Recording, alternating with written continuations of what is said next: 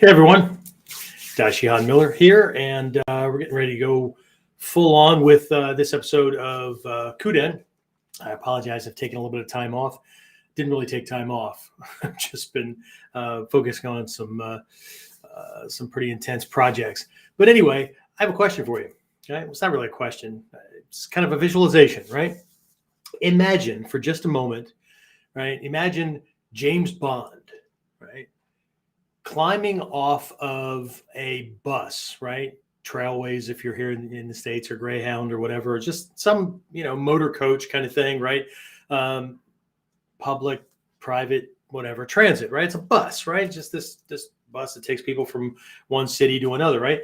Imagine him like climbing off of this bus, right? After a day or two, right? Crammed in the back, right? Because he took the budget route, right? Tux is all disheveled, right? Hair's a mess, right? Gets off the bus, mumbling, pissing and moaning, right? Frickin' M, right? Doesn't understand. Every time I go out here, right? These super villains, right? Trying to shoot me in the crotch with a laser. Got their henchmen attacking me on a regular basis. You gotta check my room for bugs and listening devices. And can you imagine, right? Yeah, I can't either. Okay. I'll talk to you in a minute. So, the big question is this. How are self-defense and success-minded people like us, concerned citizens worried about protecting ourselves, our loved ones, and the things we care about from the monsters we know exist in the world? How do we train in a way that gives us the skills, knowledge, and understanding we need without becoming paranoid fighters or killers ourselves, and yet still allows us to be the hero protector the world needs us to be? That's the question, and this podcast will give you the answers. My name is Jeffrey Miller, and welcome to KUDEN Radio, real training for real people in a real world. So, hey, let's start episode 84, shall we? Started off with one of those weird kind of things, right? So I got to thinking about this. Made myself all comfy here because I'm going to be chatting for a little bit. Hey, look, I've got some folks on. Carl's here. Shane's here. Jeff Fletcher's here. Jeff was in for the virtual version of our fall camp this past week. So Jimmy's on. I don't know who else is on in different directions. Looks like YouTube, Facebook. Okay. You got folks coming in from different directions. So awesome. Looks like everything's working right. Anyway, so the reason I asked that little question about that little visualization thing was, and I may have brought this up before. I probably have, right? But people have this image, right, about ninja, right? Or samurai or warriors or whatever, right? And so we have this image, right? Regardless of the movies, right? As long as we're not buying into the ninja movies of the 80s and all that kind of stuff, but whatever, right? We all have our little fantasies, right? But we have this image, right, of this warrior, fearless. They have values and certain things that they stand for, right? And they're willing to draw that line in the sand, right? As a matter of fact, this is an important feeling in a lot of the with a lot of the kamae, right? These postures that we have, and some of the even some of the kata, right? Where there's this line drawn in the sand, right? And there's this feeling. If you cross that line, if you come at me, if you touch me, right, I will kill you, right? Say that with a Dr. Evil accent and everything changes, right? But there's this thing, and when we think about these warriors, right, the samurai, ninja, whatever, right? As long as we don't have this friggin' bullshit media kind of feeling about it or belief about it, the image is probably wrapped around somebody that's got their major shit together, right? And then, right,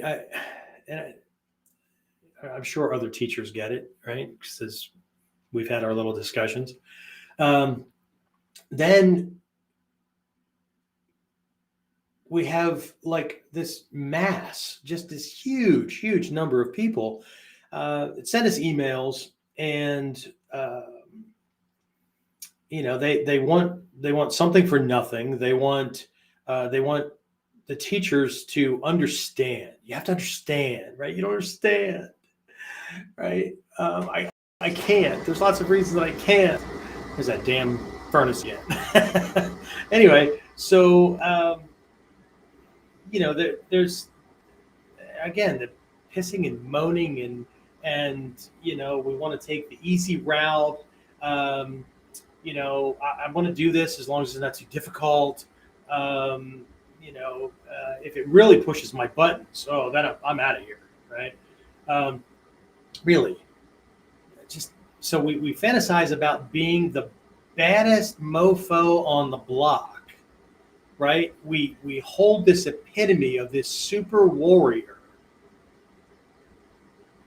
But if we could listen to ourselves, and I'm going to stop right there, okay? Because I understand. During today's class, I don't want to dwell on where the path takes you and where we are, right? For some of us, right, where we are, and whether we're still moving toward an idealized goal, right? This fully actualized human being, right? The Japanese term is tatsujin, right? It was actually a term that was used for like this super frickin' sword master way back in the day. But tatsujin, right? The kanji, right? Jin is person, right? Tatsu is another word for master or whatever, but it points to this full actualization, right? This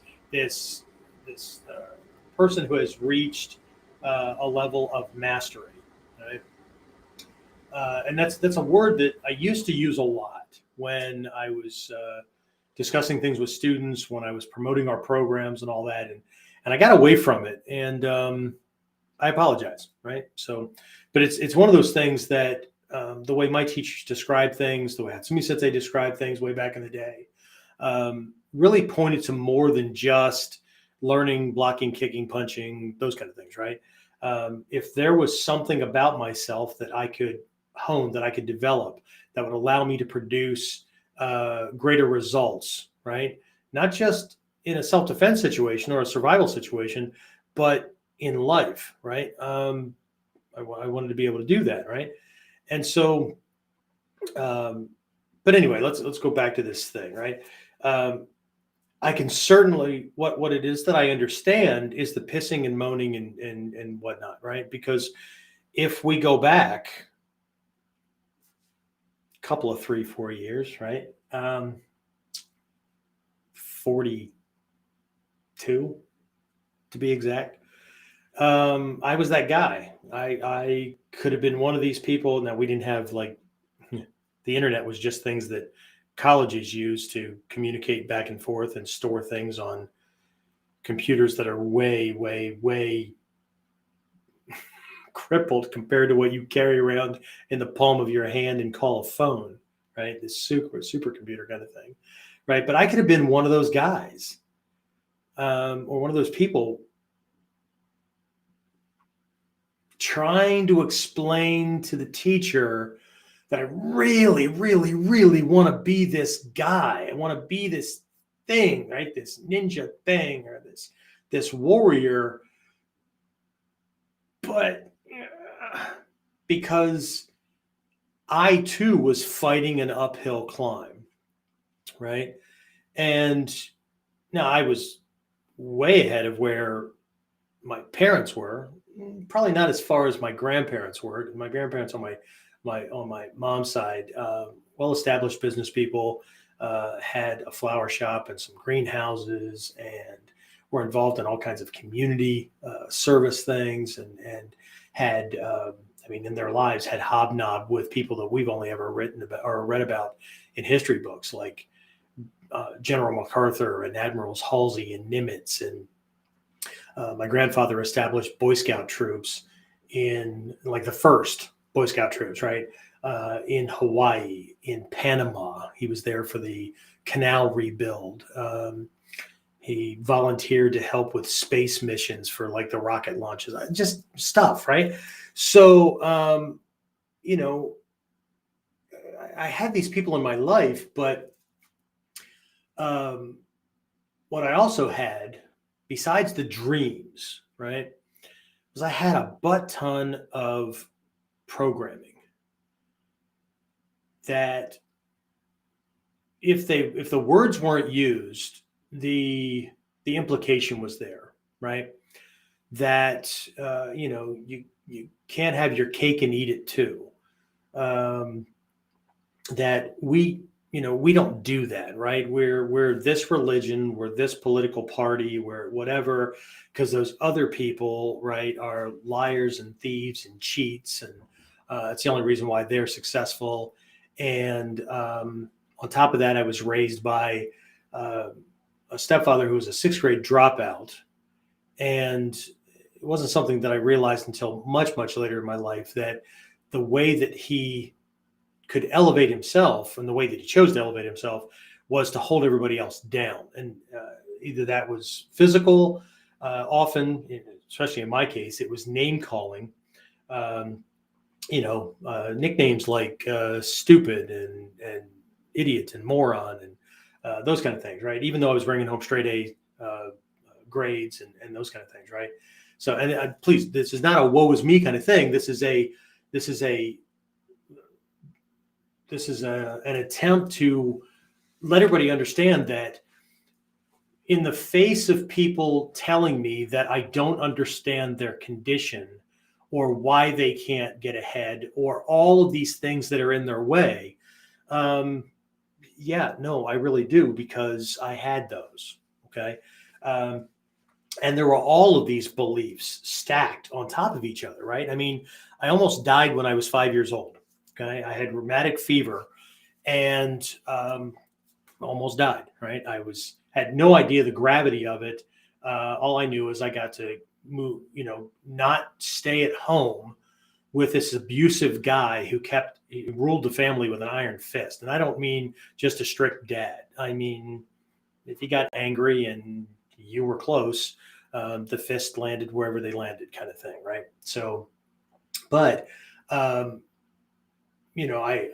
was diagnosed with a heart murmur and I had this rheumatic fever. I was moved out of my house and I stayed at my grandparents' house for, God, a good while, because they lived across the street from the medical center where my doctor was, right? And there was that much of a concern that should something occur, they needed to be like right there, right? So in lieu of admitting me and having me live in a hospital, right, I get to stay at my grandparents' house and was bedridden for quite a while because, they feared the worst, right? Call it a kid's dream or whatever, but I remember having an out-of-body experience.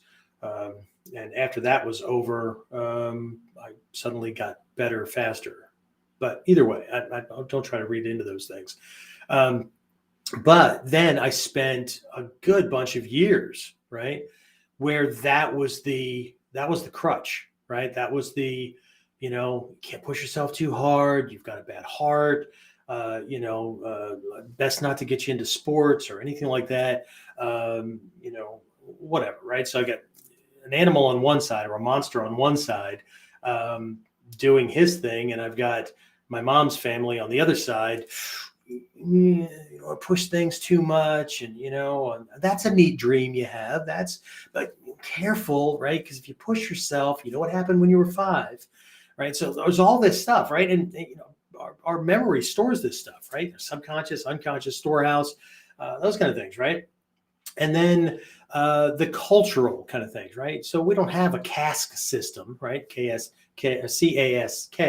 right? Caste, class, CASTE, caste system, right? In our culture, right? Well, not spoken. It's kind of like the Japanese these days, right? the samurai class system was abolished, or was it, right? Because if you know what you're looking at when you meet people in the corporate structure in Japan, it's still alive and well. It just looks very, very different, and nobody talks about it, right? But in our culture, right, you've got the employees against the management, right? I don't want to be that kind of guy. I don't want to be that person, right? Because they're right. I don't want to be a boss, or the whatever, right? So we have the professions, and we have the blue collar, and we have and everybody has their way of thinking that, whether they do it intentionally or not, it gets passed on to their kids, right? We do it this way. We're not like them. We believe this, so therefore this is what's true for us. And so you got to know your place, right? And and whether those words are used or not, or it's the cliche, right? You can't have your cake and eat it too, which means we all have our dreams when we're kids, but you have to get real, right? You give those things up because whatever. So but then that just kind of builds, right? And then everybody has their own unique life story, right? We've tried something, right, and it failed, so then we throw a blanket on it. That doesn't work. No, that didn't work that time that I tried it that particular way, in that context, with that set. Ego doesn't want to hear that kind of stuff, right? And most of our friends don't either, right? And then on top of that, speaking of friends, right, we gravitate to people that we feel comfortable with, and they gravitate to us, right? Well, what dictates the comfort? We think the same, we speak the same, whatever, right? We hold the same beliefs. So now what, right? Okay, because, well, I don't want to push things too far, because if I do, then I might lose my friends, right? Because they get uncomfortable, right, around that kind of thing. Or when I go and do this kind of thing, because they either feel left out, or they make comments like, I'm, oh, well, look at Mr. Big Shot, right, with the new car, and whatever, right? We're not good enough for him anymore. See, and then we feel like shit, and then then what do we do? We all know what we do. Okay, we all know what we do, right? So here's this conflict, right, where I don't know. Do we still dream? Do we still hold on to dreams? Or did we, as some marriage vows in certain ceremonies that I've been to, right, from different denominations and whatnot, right, part of the vows or part of the things that the minister or the priest or whatever says is that, we put away childish things. Okay, right, because we're supposed to be grown-ups. Okay, I get that, right? But what are the childish things? For a lot of people, it's their dreams. Right? For a lot of people that I talk to, students, clients, whatever, right? Life coaching kind of clients and all that, they haven't dreamed about anything outside of making their condition as comfortable as possible.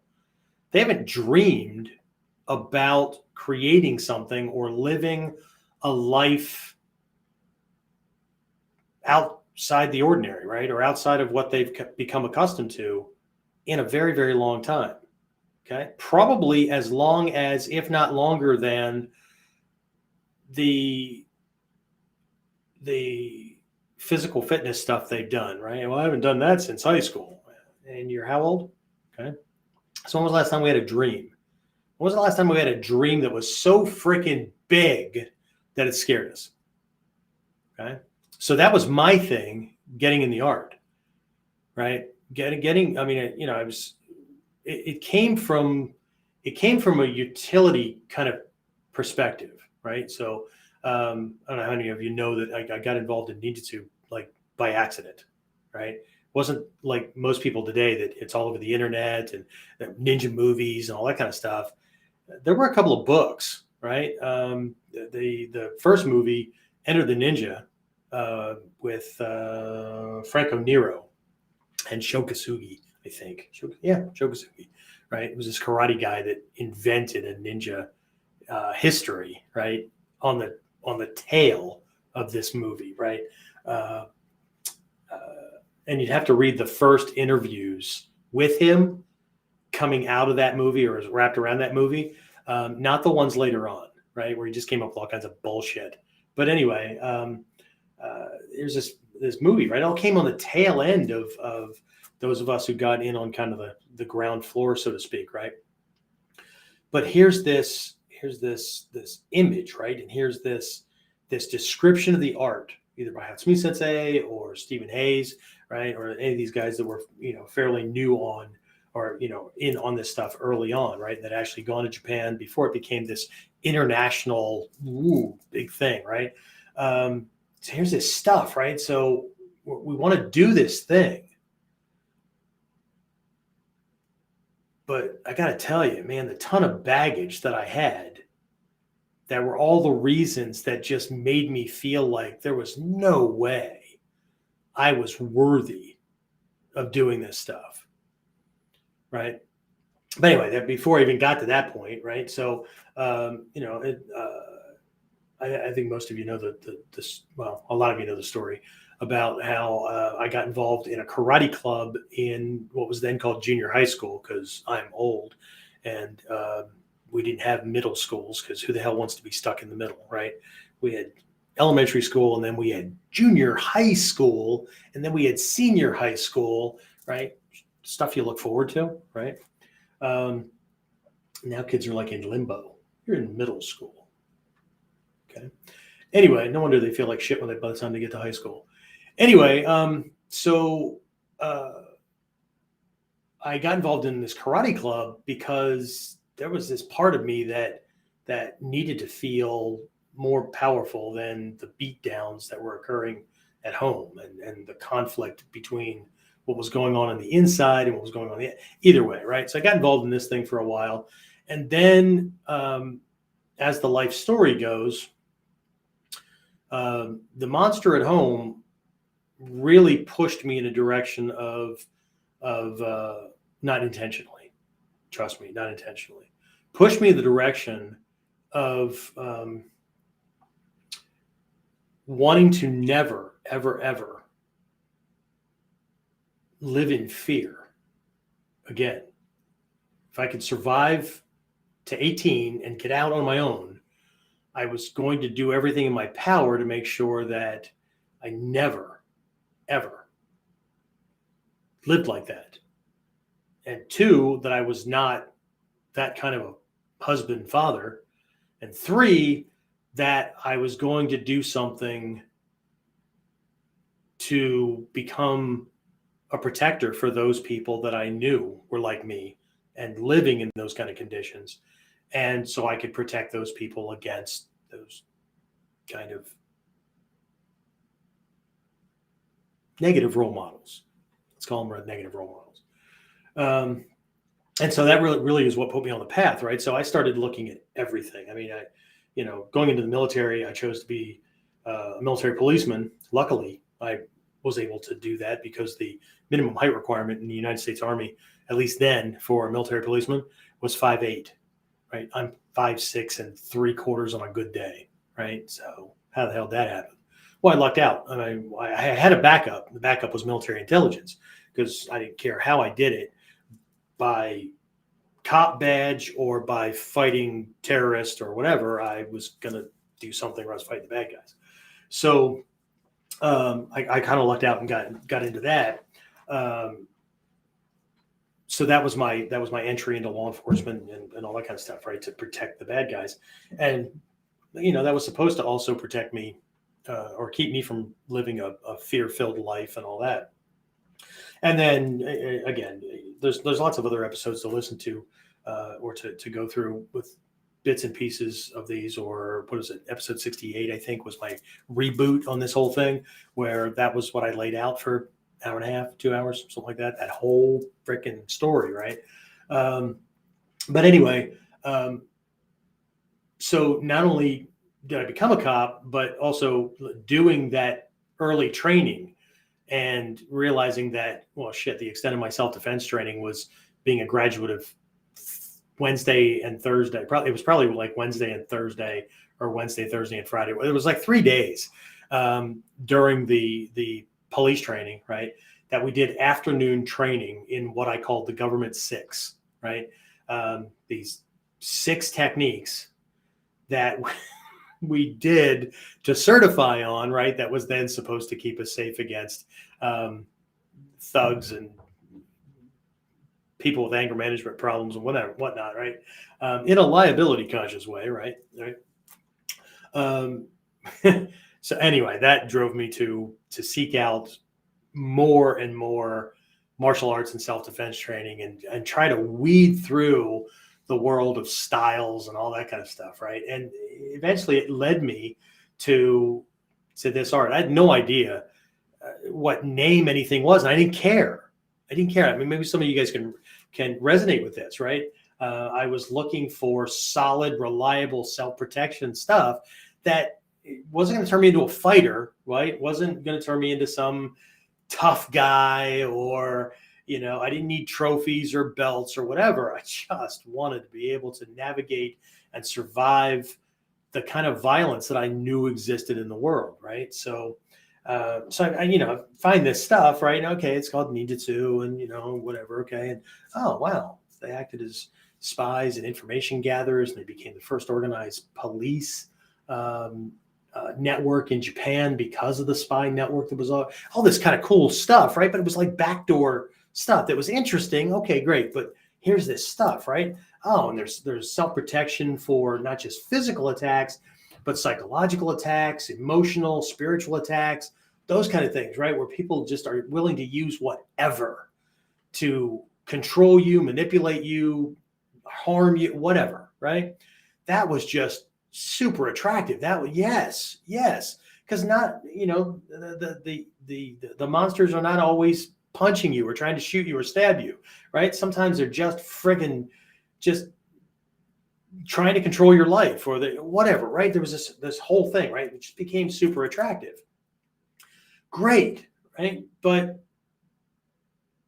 shit. It's not a dojo in every freaking town like there is with Taekwondo and some of these other schools. Okay, so where is this stuff? Well, the Grandmaster's in Noda City, Japan, which is outside of Tokyo. Okay, well, that's not going to work, right? So where are the other teachers? Okay, well, at that point, there's one guy and 2 of his most senior students had dojo. One was in California, one was in Atlanta, Georgia, or just outside of Atlanta, Georgia. And the top guy in the U.S. was in, or just outside of Dayton, Ohio, in this little town called Germantown. Well, shit, right? So, okay, now what, right? So I get it when people, come up with I can't do that because there's nobody in my town. Okay, now what? Are you going to settle for something else? Do something because something's better than nothing, right? Or are you going to bitch and moan about it, right? I always tell my students how lucky they are, right? Because this art's always been difficult to get, right? How much bitching and moaning would people be doing if we were in ancient Japan and the only way to get into a ninja family was to be born into one, right? I really wish I could. Well, okay, then what's the next best thing? You start to make friends and connections and all that and hope that you can kind of ease your way in. But then it's like super secret and guarded. And by the way, the ninja villages are on these really freaking high mountains. And I don't mean like mountains like most people are used to seeing. I mean, if you've ever been to Japan or been to Japan with me or whatever, and we're on these buses coming down from Togakushi, right, from the shrines and all that stuff, right? And I'm pointing this stuff out where they've had to like have engineering marvels with highways that literally look like a matchbox spiral kind of set, right? that maybe that's not something that somebody just kind of made up in their head. It's mirrored off of a road in this ravine, right? Because the mountains are like this, right? And these people moved there so that it was difficult for the governmental powers that be to send armies to get you to frickin' comply and whatever, right? So here you are, right? You're going to have to do this, right? So how much bitching and moaning that's not fair, and the teacher should come to me, and really, have you not read any of the history books? Have you not, whatever, right? So here's this art, right? And now on top of that, right, I'm in the U.S. Army, which means that, I get a month of paid vacation once a year, right? And every once in a while I can get 3-day or 4-day passes, right? First year I was in after basic training, I'm in South Korea. So I'm as close to Japan as I can get. But see, the Grand Master, I mean, why would he accept somebody like me? And maybe I didn't think in those words, but every time I thought about going and training, there was this knot in my chest or a lump in my throat. And there was this feeling that, that's just not, it's just not something that I can do. I was an hour and 55-minute flight on a free military or a $10 military flight from training with the top guy in the world. Nothing got in my way but me. Now I know that now, and most of the people that would be saying "yeah, but" in emails or even if we have conversations here, no matter what you say, I got to tell you, from this point looking back, if I could go back, I would grab that younger me by the throat and slap the shit out of myself, right? And say, you know what? When you finally get over this stuff, that these anchors and these rocks and whatever that people have attached to you, and you allowed, right? I mean, at a certain point, you weren't a kid anymore, right? You were over 18 or you were over 80, you were over 21, right? And you could do what you needed to do, right? But you didn't, right? I would have slapped the shit out of myself and shook myself awake. My younger me would have been pissed off at me, right? Because I'm just another one of those people, right? That have this really great, philosophy, but my younger me would have looked at me today and told me, you understand, right? You've had all these like special things happen to you, right? You were born a certain way. You've had certain mentors, and your family was great, and you don't just understand my condition. I would have looked at the older me and told me that I don't understand, right? So here's the thing, right? The question for this episode, and those of you who are listening in on Apple Tunes and Stitcher and all these other places where we are, right? You're not going to see this, right? You're going to have to look at the little what do you call it? The thumbnail or the little promotional thing that we put out for this thing, right? If you're on YouTube, right, you have to bring up that little picture again. I'm going to see if I can flash it in front of everybody again, right? There it is. Okay, so here was the question, right, that led this whole thing off, right? What do you do when you have limited time, live hundreds or even thousands of miles from a qualified Ninjutsu teacher, and have a lifetime of programming keeping you from seeing a solution to getting the training you've been wanting for a really long time? Now, this is KUDEN podcast, and at the moment we're talking about, when I say training, right, I mean everything that this art has to offer. What most people think of, even the most dedicated practitioners, right? There's like 5% or less that they know it theoretically, but they still don't apply this to their greater life, right? To them, it's still kamae and swords and kata and sanshin and kyonappo and punching, kicking, blocking, rolling, leaping. It's still the martial stuff, right? It's still only that small aspect that makes up Ninjutsu, right? And I can't do anything about that. I keep teaching the way I'm teaching, and until somebody clicks and starts applying this stuff to their relationships, to their everyday goals, right? So they could vacation where they've always wanted to vacation, or so they can use it to improving their financial level, or their level of wealth, or whatever, right? It's always just going to be this box of toys in their closet that they pull out and they play with with regards to fighting or surviving a physical thing or whatever, right? Meanwhile, the same people piss them off and get them engaged in arguments, or make them feel like shit, or make them feel like they need to defend themselves because they're being attacked emotionally or at a spiritual level or whatever. And when I say spiritual, I don't mean religion, right? But all these things are still going on, right? Life still feels shitty in all these other areas, but when I'm in the dojo, right, then I feel like I'm in control of my life. Except that's not your life unless you're actually being attacked, right? So you're prepping to be successful in an area of your life that you're least likely to have conflict than all of these other things, but somehow we can't make the breakthrough and see or dive into or use the lessons that will make us more successful in those areas. Interesting. But, it's just a martial art, right? What have I always said? Ninjutsu is not a real martial art. In the context that most people define martial arts, let me take this picture back out of here, that they define martial arts, it's not a real martial art. In most conventional martial arts, the way people think of martial arts, right? A martial art is the punching, blocking, kicking, self-defense, sport, whatever. And then all these other life things like increased confidence and discipline and respect and honor and integrity and all these kind of things are like side effects. Like martial arts is the flu, and the side effect is you feel like shit and your muscles are weak for a week, whatever.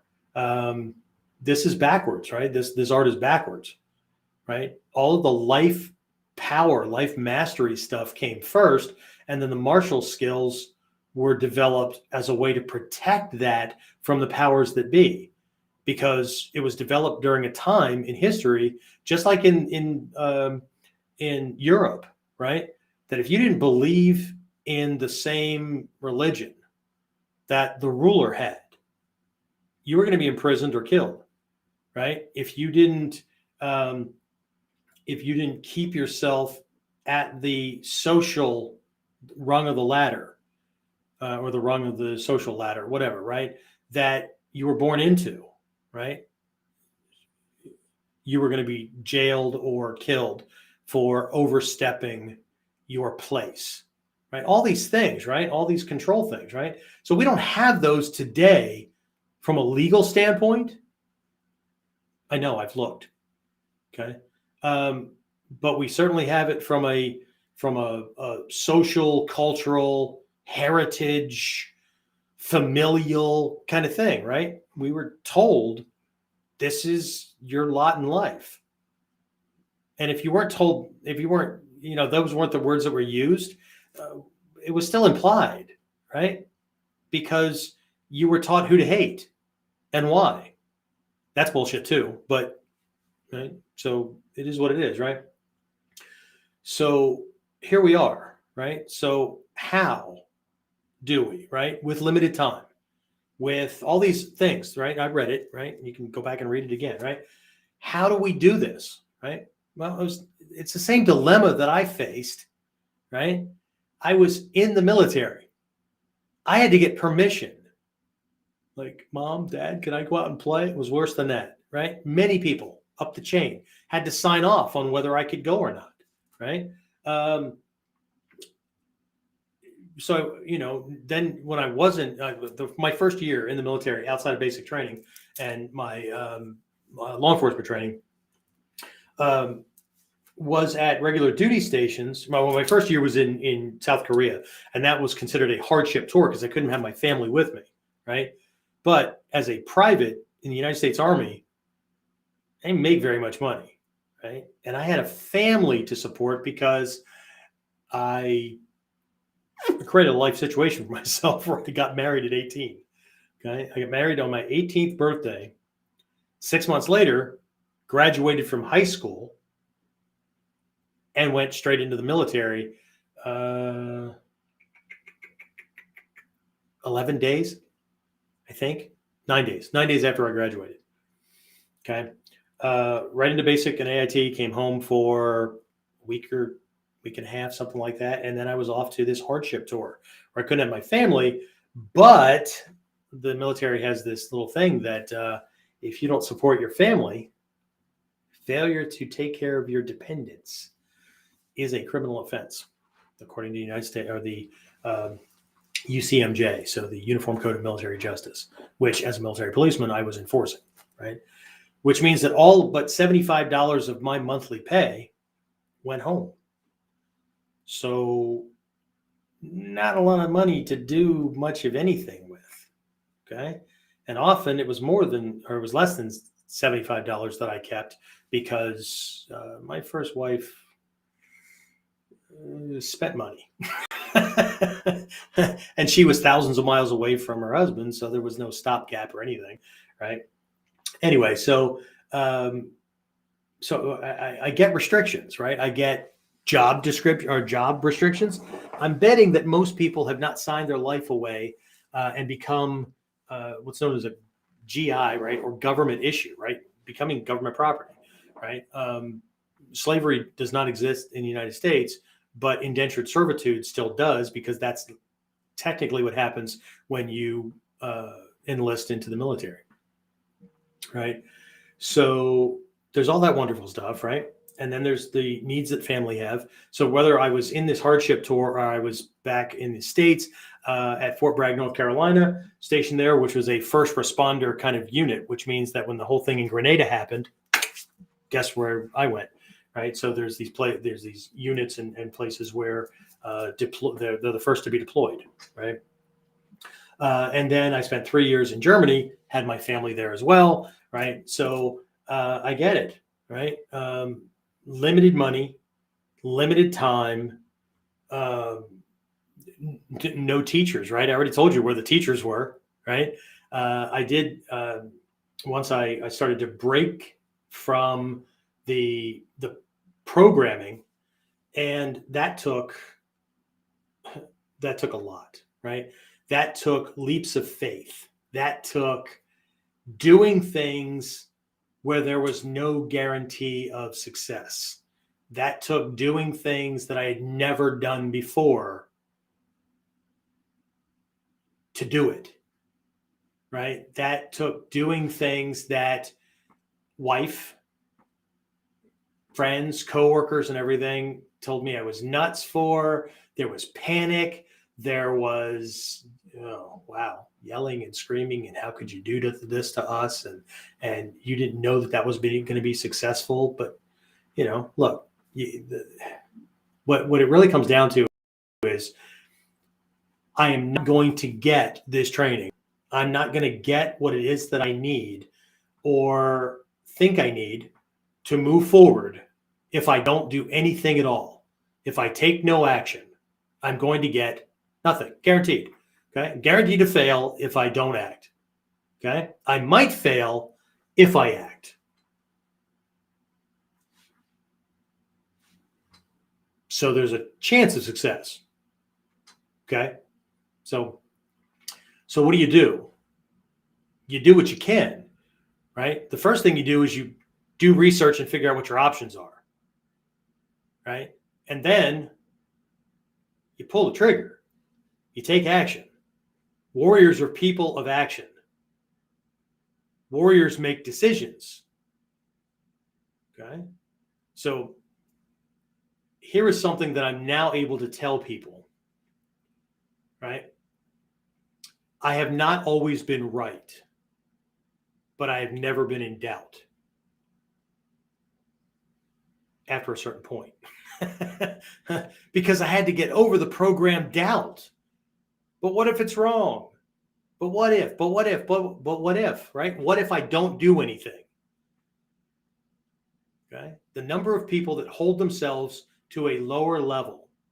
Okay. I saw somebody sign on. Jen Votel is here, right? Hi, Jen. I just saw you on. Don't know what's happening, but hey, I don't know if she's still on or not. If you're still on, say hey. But Jen's in a position now. She and her husband and her son just got started at the academy. Some of you guys are local students. Rob Murphy's on. Hey, Rob. He's one of my local guys. If you're a part of my academy, right? Or if you've been through the instructor training program, I've explained how I do this, right? We have an introductory program, right? And we do it in different ways, right? Not a big fan of like a free class, because I think that to have somebody go through a class and then expect them to enroll based on the experience in that single class, when it's brand new, they're confused, right? They don't know what to expect, right? All that kind of stuff, right? It's retarded. It's wow, really? Okay. So what if it was a bad experience? What if they couldn't get through their own confusion and their own anxiety and their own self-doubt and all that kind of stuff, right? And so they're done with the class and they're just, I don't know, right? Or even worse yet, right? We're going to do what 99.9% of martial arts schools do. Somebody shows up, you either put them into a uniform or not, but what you do is you have their first free class as a group class, and they don't know what the hell's going on. But what you're going to do is you're going to say, hey, going out there with everybody else, and you may not use these words, but the implication is there, right? Going out there with everybody else and try to keep up. The hell is that, right? So what I do is, especially with the older kids, teens and adults, right? With the little ones, they don't do so well one-on-one with a stranger, and they shouldn't, right? And they do best in game kind of format anyway, and they're really good at sorting things out, right? So they're the only ones that I do that with, right? But the older ones, one of the biggest misgivings is not knowing what to expect, not just, being lost, right? This is not like signing up for baseball, football, soccer, whatever. Even if I'm not sure that I'm physically fit for this, I've grown up in a culture where those are the games, kind of like growing up in the UK or one of their associated countries and stuff, right? And understanding cricket and understanding what we call soccer, to them is football, right? Because that's just so much a part of the culture, right? Nobody has to explain things to you because it's been explained along the way, right? Martial arts, not so much, right? So we do a private class, okay? And the 3 promises I make, or the 3 reasons I give new students for doing the private class, is so that, 1, you can get a feel for and kind of a taste of what my approach is like as a teacher, or how we approach things, okay? So you'll know, because we're about to establish a long-term relationship, right? Why would I not do that, okay? Getting somebody to sign up after 1 free class is like having a first date with somebody, and at the end of the date going, so you want to marry me? That sounds good, right? Holy shit. They don't run from you, right? But we've got these weird freaking assumptions, right? So what's your feel? How are we going to connect, right? Is that going to work, right? 2, I don't want you to feel lost when you get into your first group class. So I'm going to give you at least a couple of things, right, that you'll at least have an anchor point to. So even though in that group class, you're probably going to get exposed to some other things, right? But these 2 or 3 things, oh, okay, I don't feel completely lost, right? I got this, right? And I get to establish some boundaries, right? I want to know if I'm going to be potentially enrolling somebody who's actually going to be a good student. They're actually going to study, learn, practice, those kind of things, right? So the couple of things that I teach you during this introductory class, I'm going to expect that you go home and practice, because I'm not giving you your white belt. Everything in my dojo is earned. Okay. So when you come back, you're going to demonstrate these things. You're going to demonstrate a respectful attitude. Okay. So you're going to show me the bow, right? And yes, we use yes, sir, no, sir, yes, ma'am, and no, ma'am. I don't care that everybody else goes by first name basis, right? It's probably the reason why most training groups have a hard time holding on to people, because as soon as you go first name with people, they assume peer relationship, whether they mean to or not. It is what it is, right? It's basic psychology. It's not my idea. Look it up, right? But I want to make sure that they're going to be a good student, so they have to do that, right? They're going to have to demonstrate one or two of these things that I give them up front. They're fairly simple things, right? And they're going to have to recite the first part of the student creed, which not only is part of the way we think and process things, but it's also about them and being successful, right? And it starts them on this personal growth kind of path, right? But either way, right, there's this thing, right? So I get to assess this and whatnot, right? But I'm telling you all this because I want to describe something that goes on during the first private class, okay? So I cover with the kids, it's typically one of these chitobi or what we call a bunny drop kind of thing. It's this dropping under something that's coming at your head, right? Could be intentional by a violent attacker, or it could just be you're near some jackwagon wing nut, whatever, that's screwing around and not paying attention and something's coming at you, right? Or it could be like one of the stories I tell is when I was a Boy Scout, I'm out on this hike with the troop, right? And see, I grew up in the city, right? So I'm out there and like there's trees and I love nature, right? So I'm out there and I'm freaking looking at birds and listening to sounds and looking at the sky and trees and all that. And Jeff's not paying attention. And guess what? His friend in front of him, not paying attention either, right? Moves this pine branch out of the way, doesn't go, hey, branch, just let's go. With me, I'm looking at everything else. Next thing I know, I find myself on my ass picking pine sap out of my teeth because I got hit with this branch, right? So shit happens, right? We're either around stuff that's happening and we're not paying attention or whatever, right? So there's this thing that kids typically get, the adults typically get like a block so they can understand this natural approach to strength through positioning as opposed to being physically strong. How do I defend myself against somebody who's bigger, stronger, whatever? So there's that, right? And then we do this basic evasion thing using this hira no kamae kind of thing, right? And then because people typically come in, I know Jen did, she admitted to it, lots of people do, right? I want to hit something. Fantastic, right? So let's do a kick, right?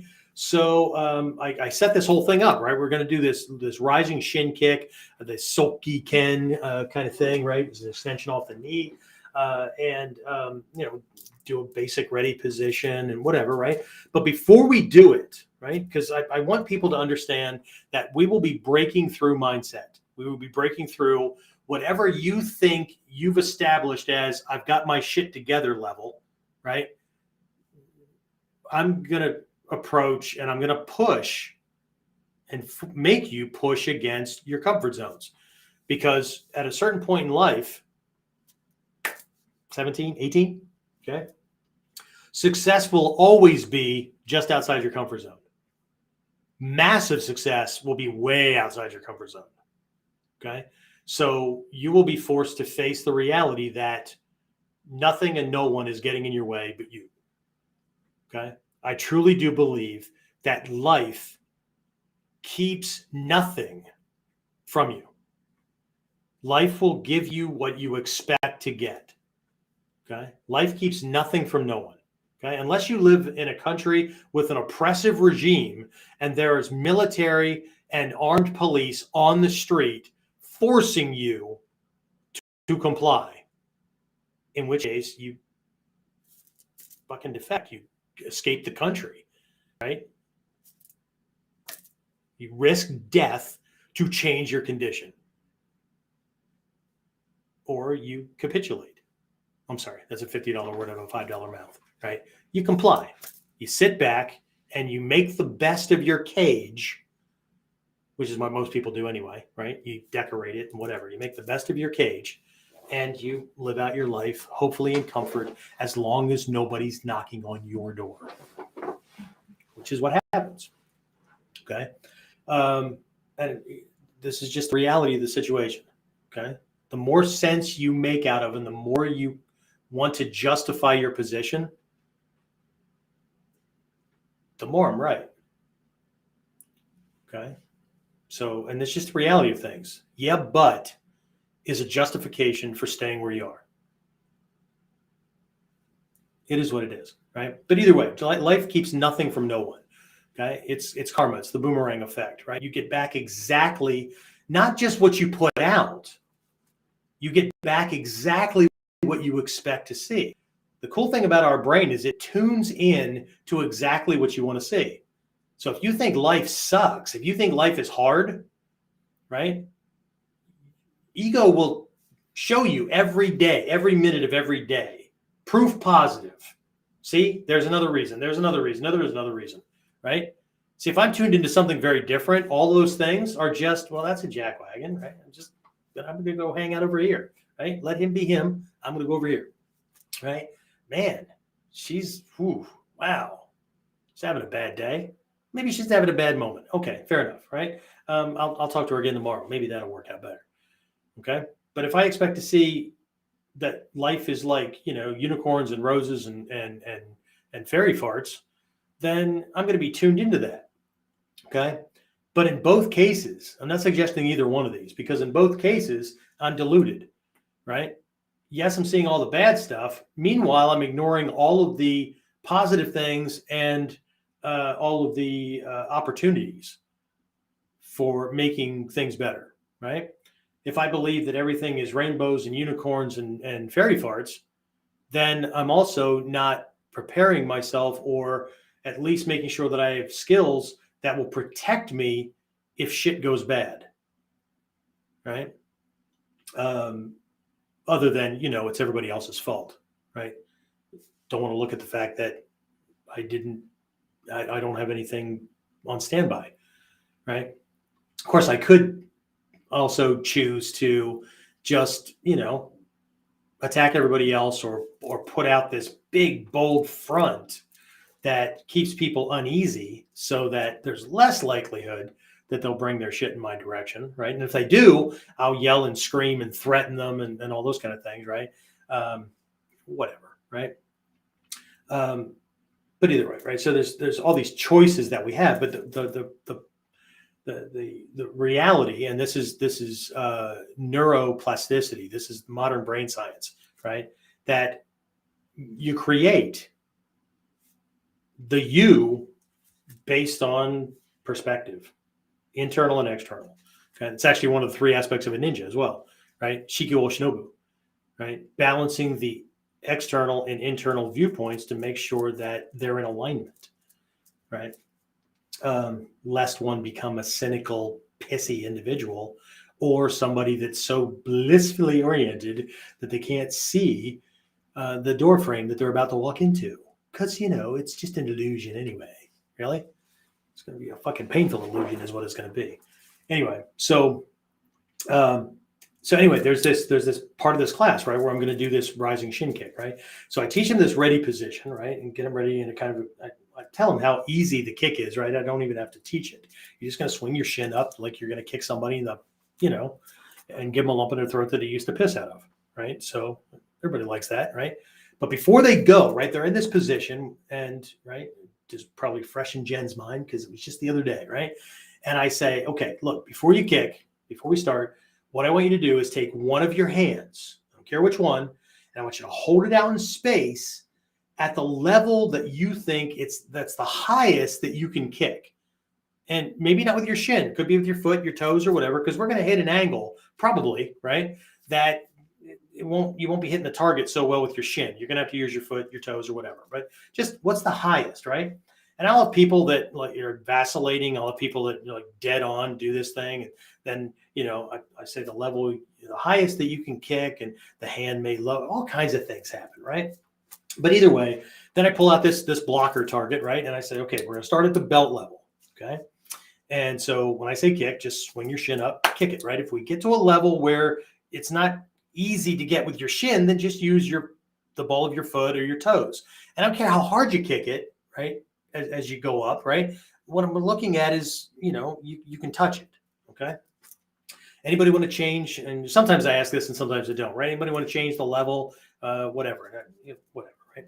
So we start at the belt level, right? Kick, okay, that works out, right? Then belly button, then high stomach, low chest, right? Right about where the xiphoid process is, right? To the bottom of your sternum, right? And then mid chest, upper chest, chin, nose level, eyebrow level, top of the forehead, top of the head, over the head, that kind of thing, right? And so everybody's having a good time, right? They're all kicking and stuff. And everyone, there has not been anyone that has not kicked higher than the position of their hand. Okay. Now, some people want to cheat in the beginning. They want to throw their leg up and then stick their hand out. And no. How high can you kick? Okay. So we get to the end of it, right? And I get the job of saying, and I make a joke out of it, right? You lied to me. You said you could only kick this high and really kick this high. You said you could kick this high and really you kick this high, right? Whatever, right? You lied to me. And they're, everybody's kind of sheepish or coy or whatever, right? And I say, actually, I lied. Okay? This had nothing to do with kicking. I mean, I had you kicking, but it had nothing to do with kicking. This was all about goal setting and achievement. And see, here's the thing. All right? Now, if it's kids that I'm dealing with, I look at the parents. If it's adults, I'm looking you right in the eye. Okay? Here's the thing. Most people, especially adults, set goals for themselves that are way, way lower than they can achieve. And you do it for one or two reasons. Okay? One, they're afraid of failure, or they're afraid of what other people will say if they fail or if they don't live up to expectations or whatever. The second reason, which I think most people that come in are, they're in this category, right? They don't know. Okay? So they pick something. But they pick something that seems reasonable. Most of you that have been following along with the podcast, you know my aversion to reasonable. You know my recent run-in with my backsliding into reasonable. Let me tell you that I've really fired things up. Okay? And I'm fucking exhausted. But you know what? I'm not going to slow down because I've been reasonable for way too long. I let this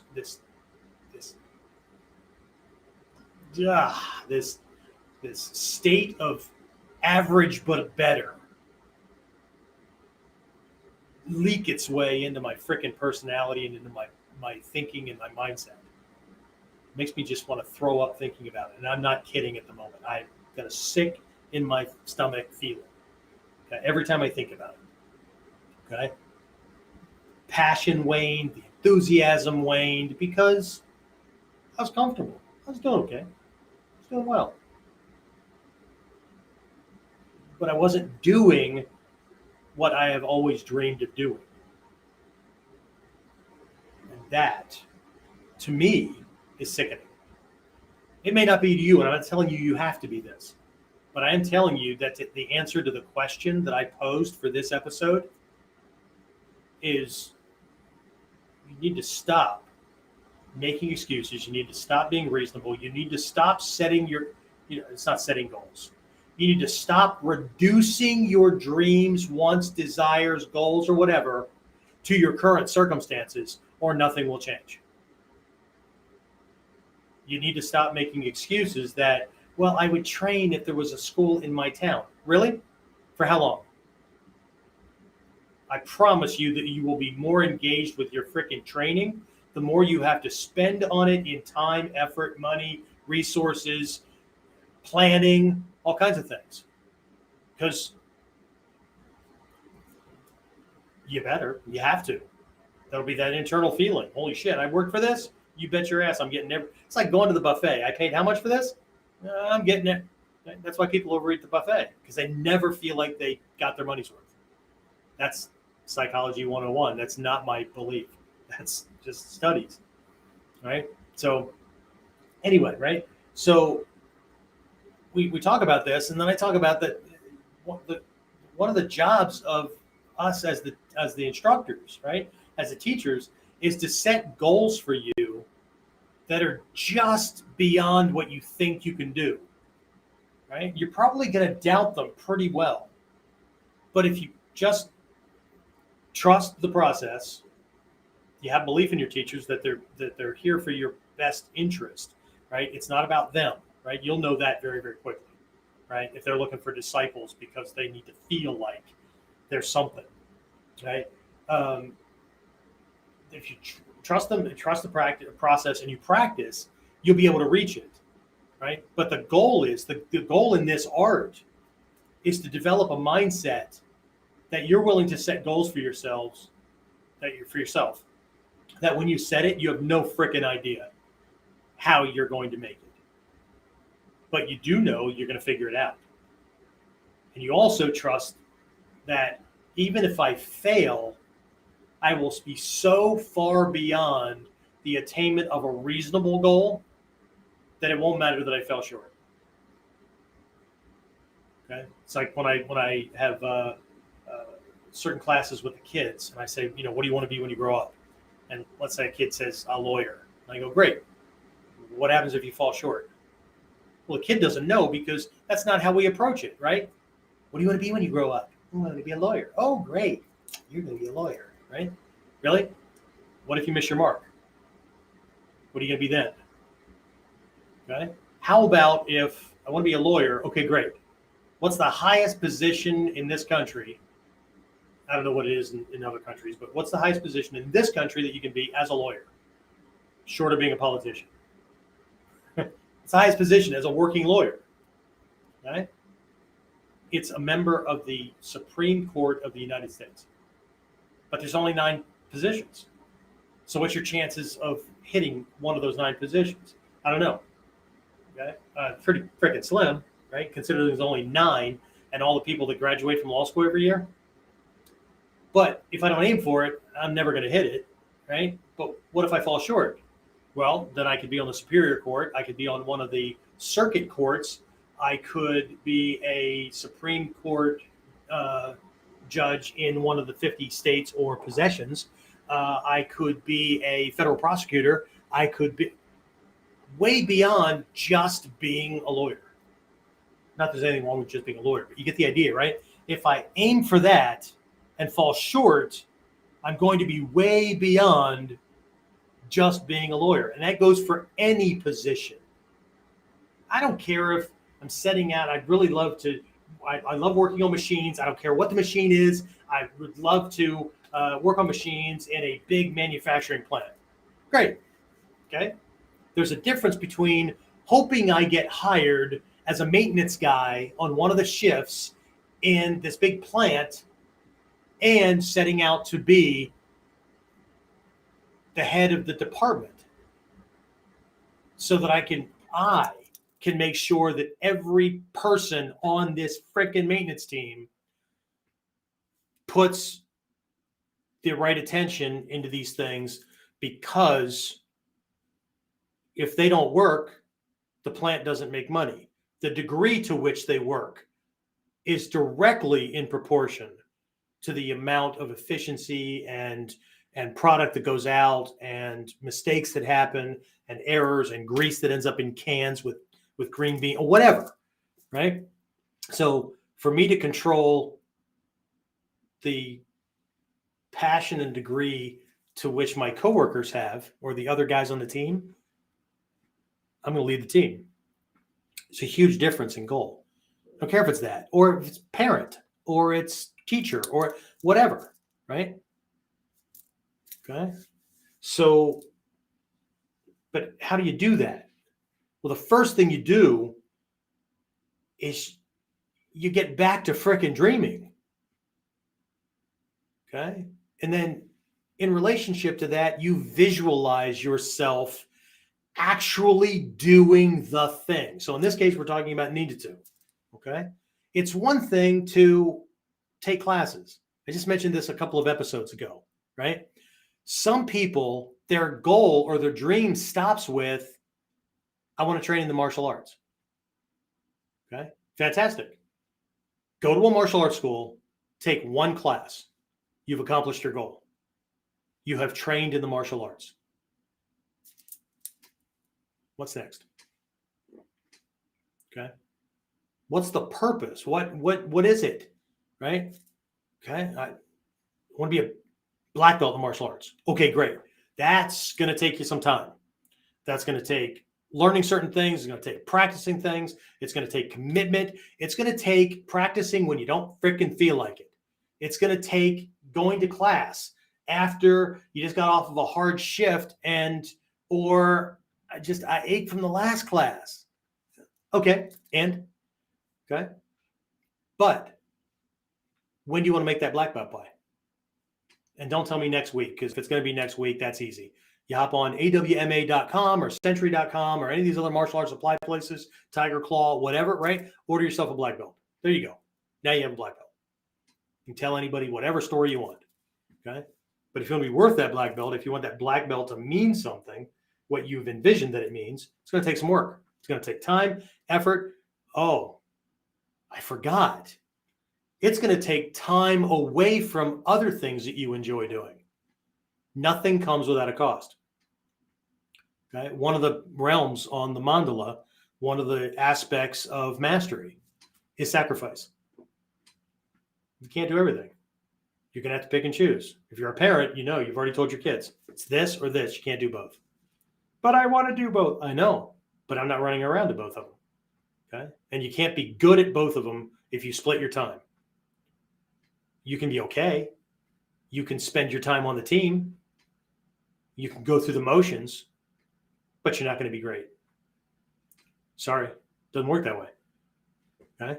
So it's going to take time away from family. It's going to take time away from the things you enjoy. It's going to take money away from things that you might want for something else. It's going to take prioritizing. It's going to take recovering from some bruises or other things, right? It's going to take being uncomfortable because I believe that I'm a certain way or I'm capable of certain things. The world works a certain way. I work a certain way. The interaction between people, the higher I go, right, is going to require that I learn things that some are comfortable, some are not. Some are downright unfreaking comfortable, right? It's going to require that I shift my belief system about certain things. It's going to require more than what most people hold out as their excuses.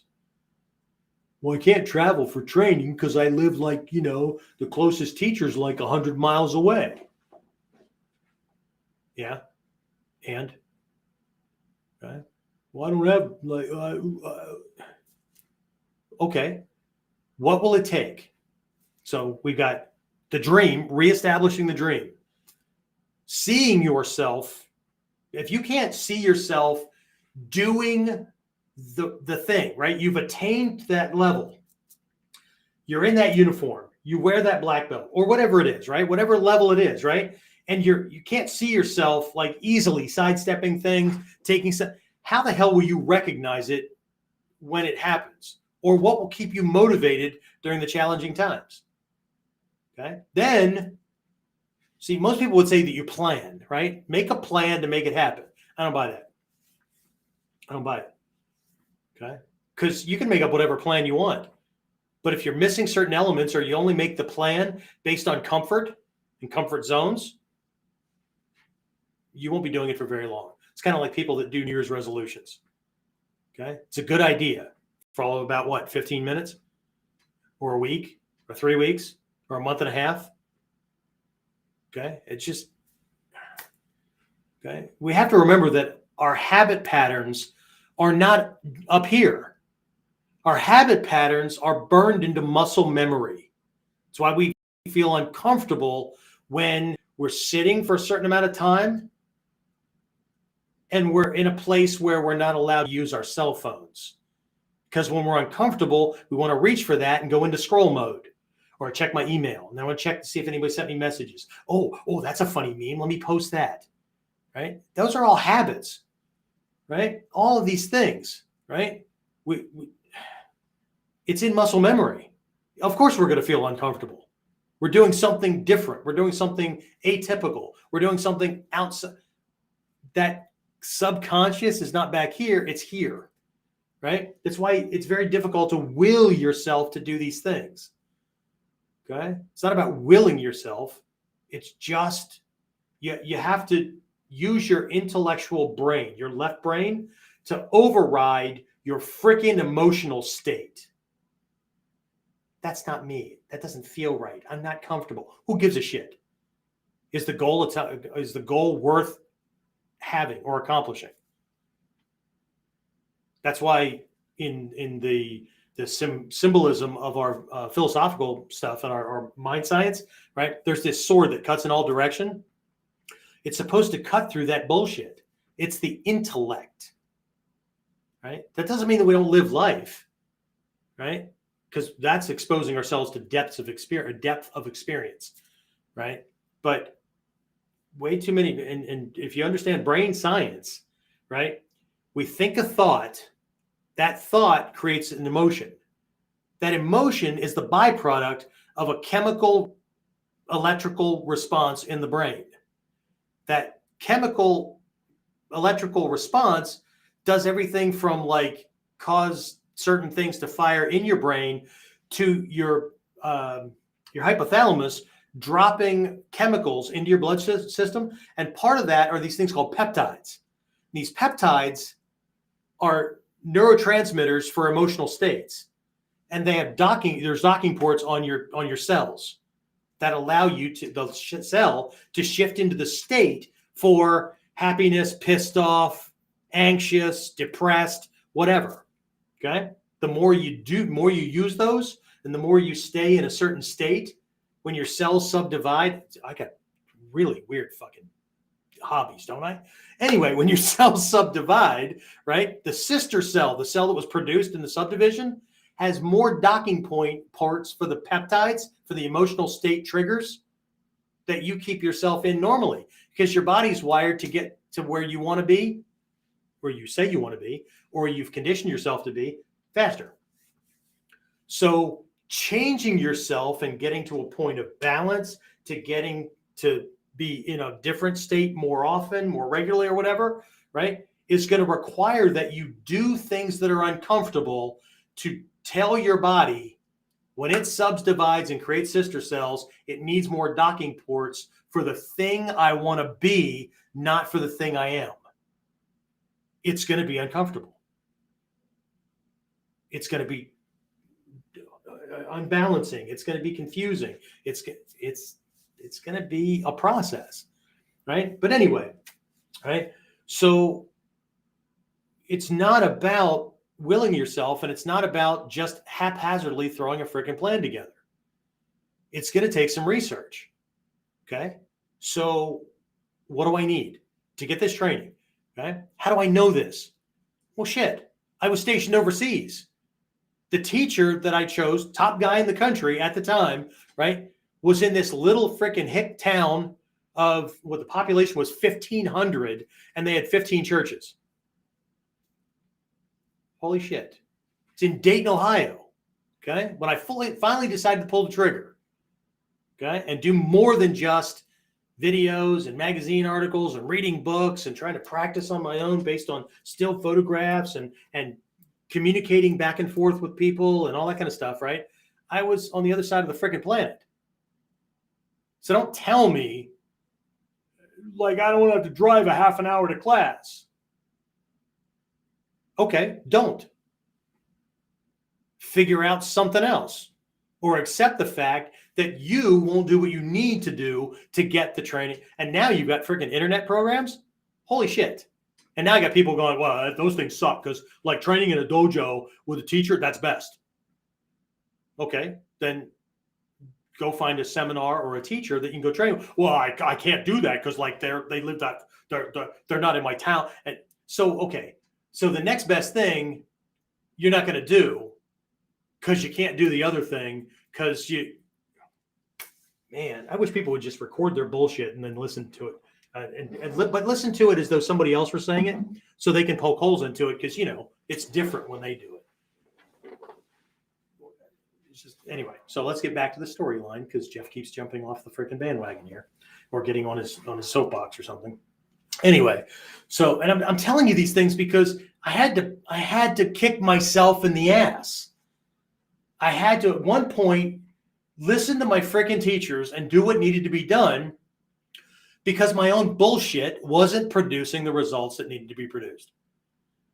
So anyway, right? So what it comes down to, and again, I'm talking about Ninjutsu training, but this is the same for this friggin' dream vacation you've always wanted to take, or this job you've always wanted to have, or this degree, or whatever it is.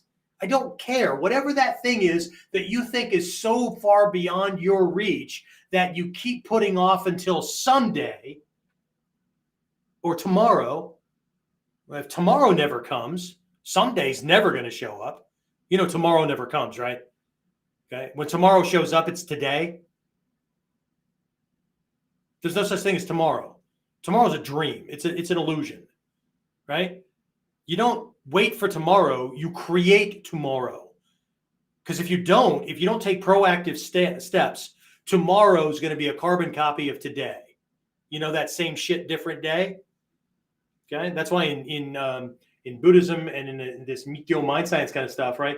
Samsara, which is supposed to be the Buddhist equivalent of hell, it's not outside of word or the planet or whatever. It's not the opposite of heaven or anything like that, right? Samsara means to go around very much. The literal word, samsara, right? The Sanskrit word means to go around very much. It's like being on a freaking merry-go-round you can't get off of. It's entertaining for a while. But after a while, it's the same shit over and over and over. I know some people stand there waiting for their turn to ride. Some people come and go. Some guys walking by with a dog, whatever. Right? But eventually, it's the same shit. Okay? It's the same problem that your favorite rock bands or country band, whatever, right? Your favorite musical stars, right, run into. Just ends up being another town, another stage, another audience of faceless people that I may shake hands for or sign autographs for, or what. I know this sounds awfully pessimistic, right? But they're singing the same frickin' songs night after night after night and putting on a show, looking ecstatic like it's the first time they've ever done it for this group who's the first time they've ever seen it, and they have to do that again and again and again or get a real job. So that can be painful. Anyway, right? So it's not about the willing. I have to sit down and figure out what it's going to take. How do I know that? That's what I did. Okay. All right. So the teacher is in Dayton, Ohio, just outside of Dayton, Ohio, right? I'm here. Okay. There's a seminar coming up. Okay. It's going to cost this much. Travel expenses. How am I going to get there? Okay. Da, da, da, da, da. Okay. Great. Okay. I need to submit for my 4-day pass or my 1 week of vacation. I need to negotiate with wife and family. I need to. Okay. What's this going to cost? Is it a financial cost? Is it a time cost? Is it an emotional, psychological negotiating cost? Honey, I'm going to do this thing. I really need to do this thing. But here's what's going to happen, right? You want to go and do this thing, that, okay? You do that, right? We're going to budget money for that. Great, fantastic, right? I'm going to make it up to you, okay? I'm going to take you and the kids, We're going to do this awesome thing, right? Balance, right? Okay, not all a me thing, right? Balance, okay? Okay, but what has to happen? What's the cost? There's always a cost. Remember the sacrifice part? You have to sacrifice money, time, I might have to do something that's not really my thing, but it's the honey family thing, right? You know, if you've ever been a parent, right? That kind of movie's not my thing. Okay. I can only watch so many Barbies or whatever, right? But spending time with my daughter, it's not about me. It's about her. Daddy, wasn't that awesome? Baby, that was fantastic, right? You want to watch it again? You want to watch another one? That'd be cool. Okay. What do I have to sacrifice? Okay. To get this thing? I make a list. Now I've got a roadmap. Okay. Trust me, as a private at a certain point, or a specialist fourth class that turned into a corporal or whatever, the money wasn't always there. So I took out short-term loans and had monthly pay with withdrawal to pay it back over a certain amount of time. And guess what? When that one was done, I took out another one for the next seminar.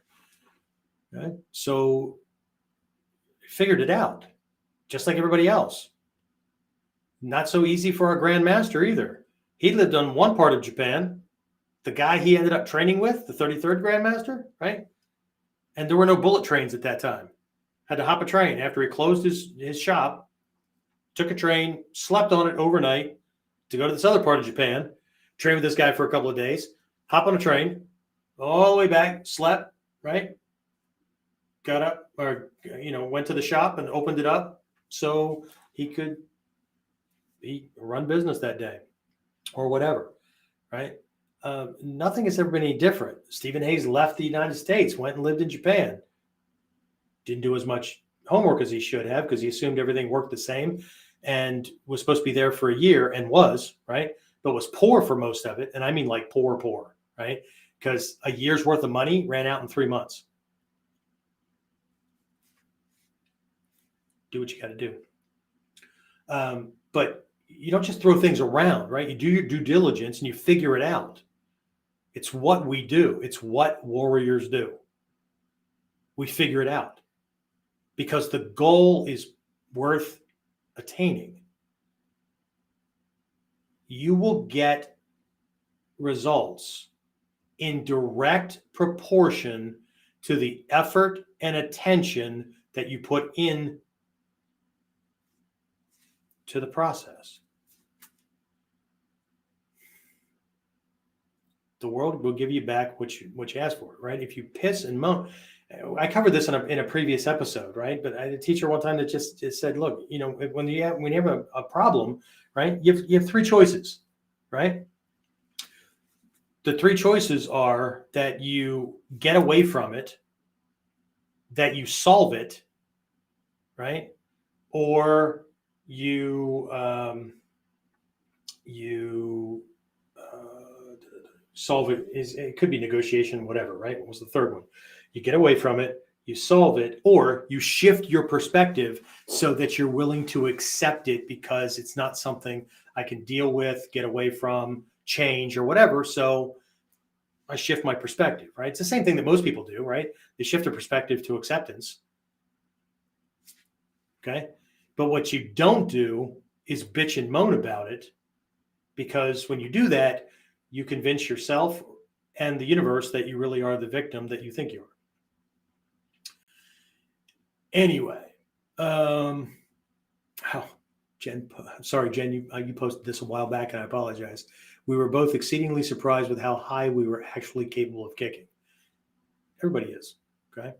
But if we always travel in the same circles, and so this is the big thing with the dojo, and I don't care if it's the cyber dojo of our extended family, right? Or you're actually physically in the dojo or whatever, right?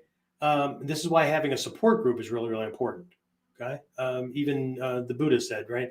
You have to have a sangha, right? A community of practitioners who are in it for the same reason, right? It protects you against the bullshit from the world, right? The circle that we travel in defines the extent of our growth.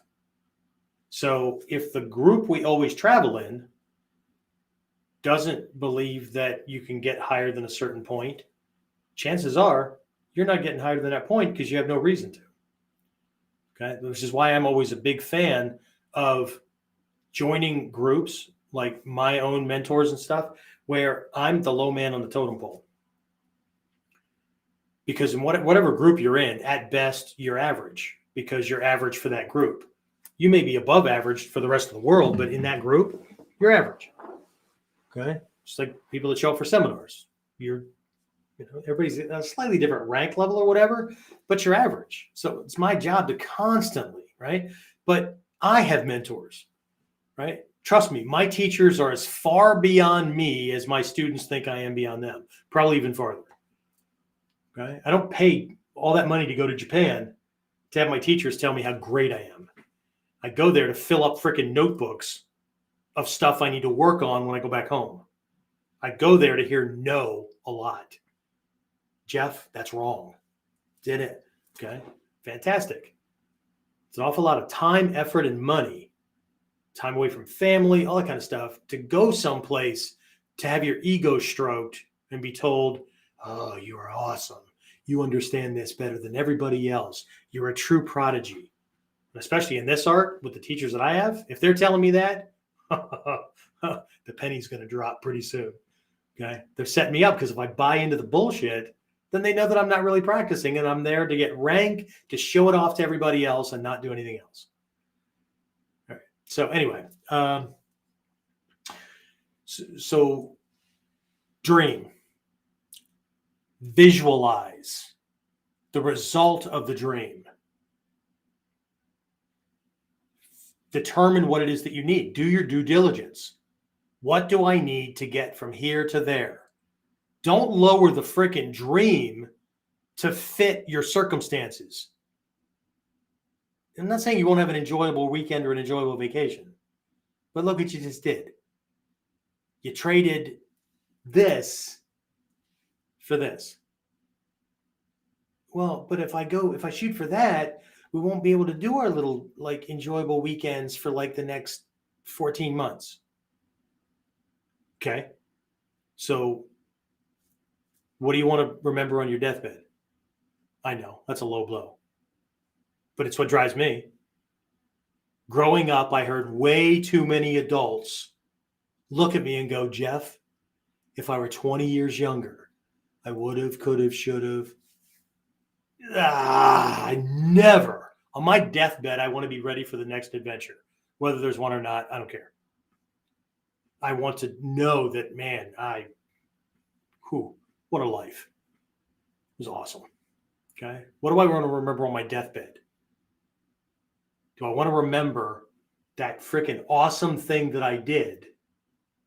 Or do I want to remember that I had the chance to do it and I didn't, and now I can't? I know what my answer is. You do you. Okay. Anyway. All right. So look, I've been doing this for like an hour and a half. So let's open it up. Questions, comments. And I'm okay with you telling me I'm full of shit. Doesn't look like I have anybody that hijacked the thing this time. So let me bring my chat thing up here. Let's see. Who do I have? What do I have? Let's see. Anybody at all? It looks like the system's working right this time. So comments are popping up regardless of whether you're on YouTube. Looks like Carl and Rob and Jeff and Shane. If anybody's as old as me, you remember Romper Room and Miss Marsha. I see Jeffrey and I see Shane. Anyway, so they're over on YouTube, and then Jimmy and Jennifer and there's a couple other folks over on Facebook. Questions, comments. Okay, don't forget, guys. When you finally get a hold of this thing, or when it is just a recording and whatnot, share it amongst your friends and all that. Especially those who are interested, obviously, in the training and all that. Let's get the numbers up.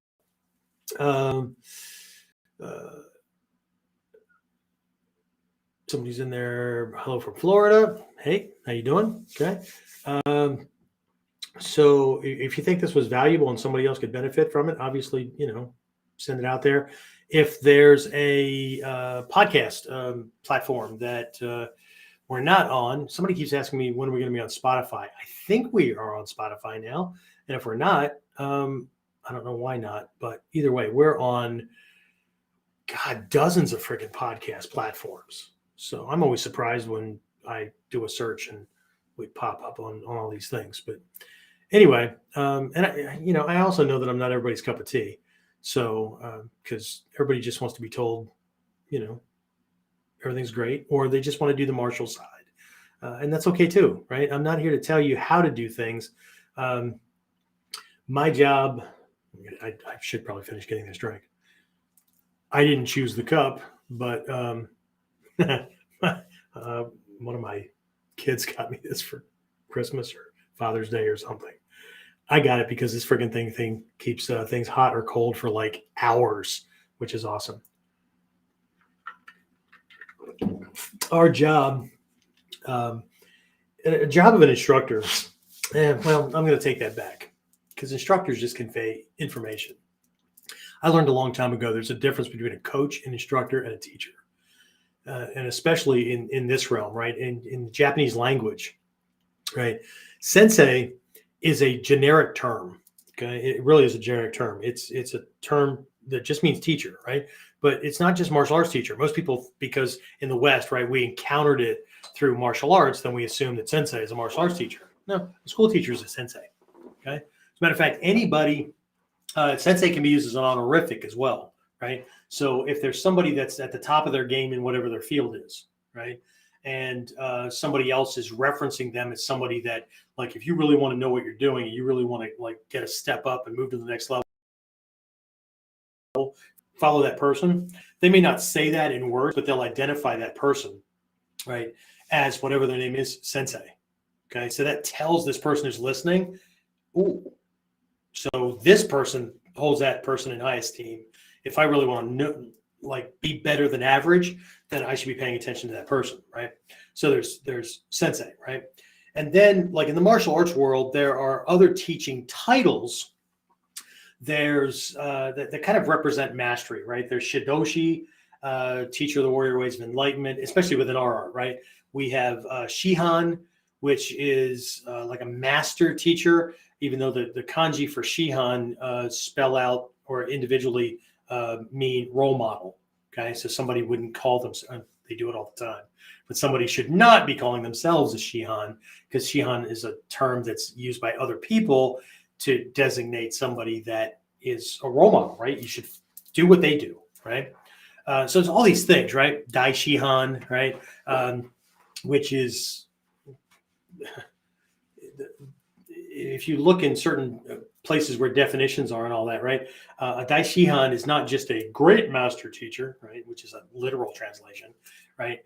It implies somebody who can stand in for the soke in their absence.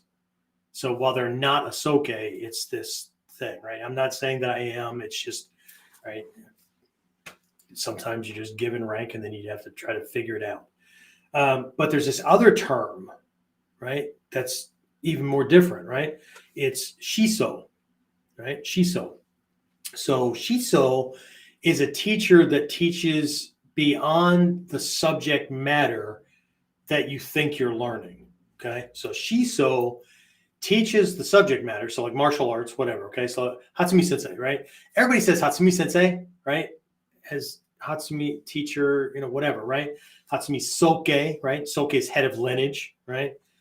But whenever I've written letters to Hatsumi Sensei, I've always let it off with Shiso, S-H-I-S long O or S-H-I-S-O-U, right? Shiso means teacher of life, or implies teacher of life.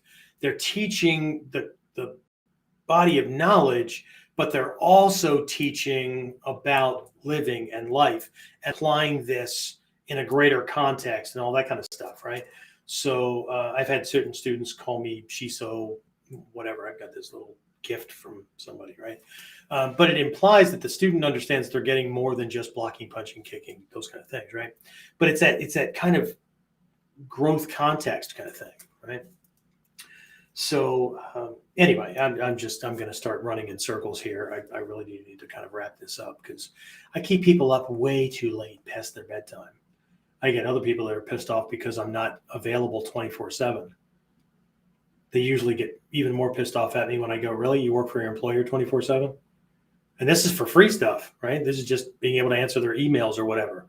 And they're not even one of my students. So, well, how dare I?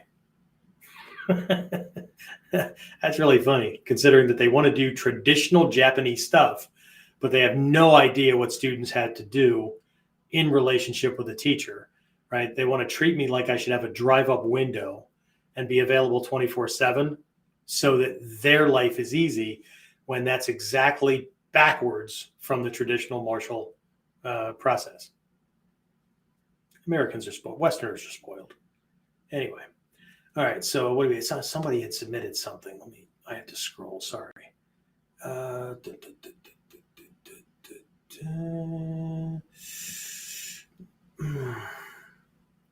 Mike and I are both excited to be participating. He's a major dreamer and realized a few months ago that he had stopped dreaming. He's getting back to it. Good. I'm going to make it. I'm going to hold you to it.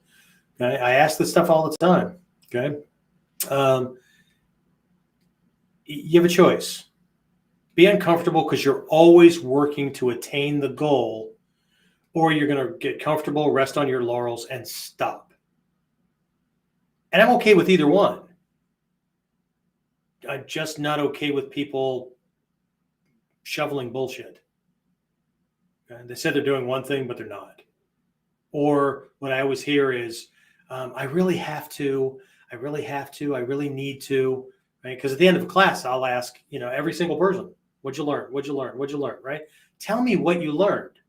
Okay. I learned that I thought I was doing this one thing with my feet, and I need to be doing this. The angle will change things, and that opens things up. Great. Okay. But if you say, I need to fix my footwork, really? What aspect of it? And if I hear that, if I hear the same thing over and over again, what you're going to hear from me is, really? When are you going to start? Because usually it's a cop-out. I need to. Right? Yeah, I know. You know. So when? Right? As my Jewish grandfather used to say, you going to do it before I'm dead? But you're not doing it for me, right? We keep, in an attempt to not be uncomfortable, in an attempt to not fail. And the reality is that Hatsumi Sensei has always said, everybody who's successful has spent at least 3 times. I say it's closer to 10 times more in the way of time, effort, money, resources, sacrifice, all that kind of stuff to get where they are than the average person is willing to even think about. Okay. But it doesn't stop there, right? They dream big. Okay. Your payoff was always in direct proportion to not just the effort put out, because you can put a lot of effort, but with a sucky plan and no commitment or enthusiasm or passion, it's like a freaking hamster on a wheel. You're running your ass off, but you're not going anywhere. None of the conditions don't change. It's like having busy days and being disappointed at the end of the day because nothing got done. Nothing was finished. But man, I'm exhausted. Right? So anyway, right? So the question, the answer to the question is, how do you do these things?